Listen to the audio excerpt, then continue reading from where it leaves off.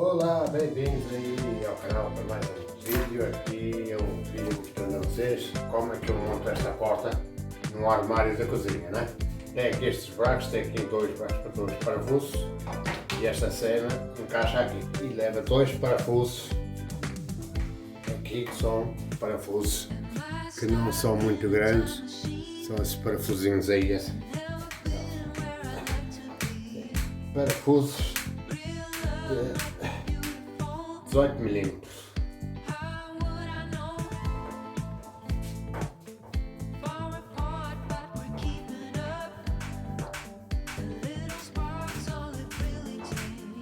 Já está, ela pronto, fecha sozinha, vocês estão vendo? Aí ó, só faz assim, fecha sozinha, né?